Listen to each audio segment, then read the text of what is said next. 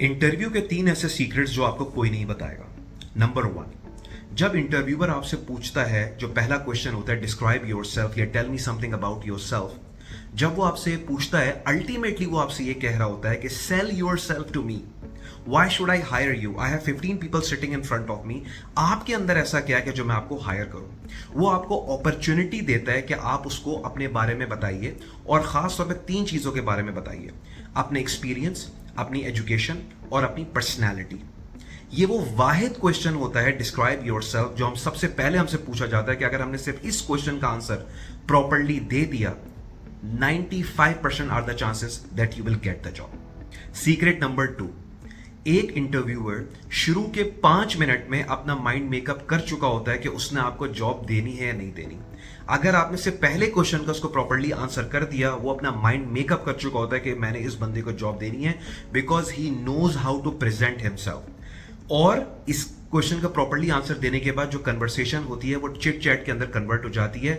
वो क्वेश्चन पूछने से ज्यादा वो आपको फैसिलिटेट करेगा, आपको सपोर्ट करेगा इस पूरी कन्वर्सेशन के अंदर, क्योंकि आपका इंप्रेशन शुरू के 5 मिनट में एक ऐसा बिल्ट हो चुका होता है और उसके माइंड में जो क्वेश्चंस होते हैं वो आपने ऑलरेडी उसको आंसर कर दिए हैं, क्योंकि उसके माइंड में यही था कि आपकी एजुकेशन क्या है, आपका एक्सपीरियंस क्या है, आपकी पर्सनैलिटी कैसी है, और इन तीनों चीजों का कॉम्बिनेशन जो है वो आपको इस जॉब के अंदर कैसे आप वैल्यू ऐड कर सकते हैं। और इन तमाम चीजों की बेस के ऊपर वो शुरू के 5 मिनट पे अपना माइंड मेकअप कर चुका होता है कि यार मैंने इस बंदे को जॉब देनी है या नहीं देनी। सीक्रेट नंबर 3, इंटरव्यू के अंदर 2 टाइप के क्वेश्चंस होते हैं।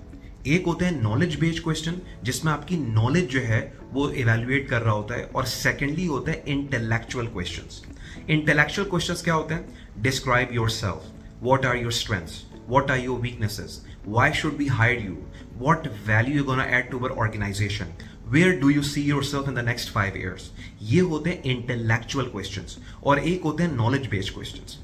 लोग ये समझते हैं कि यार हमारी नॉलेज बहुत अच्छी है, हमारा एक्सपीरियंस बहुत अच्छा है, तो अगर हमने नॉलेज बेस्ड क्वेश्चन का आंसर प्रॉपर्ली दे दिया तो हमारी जॉब लग जाएगी।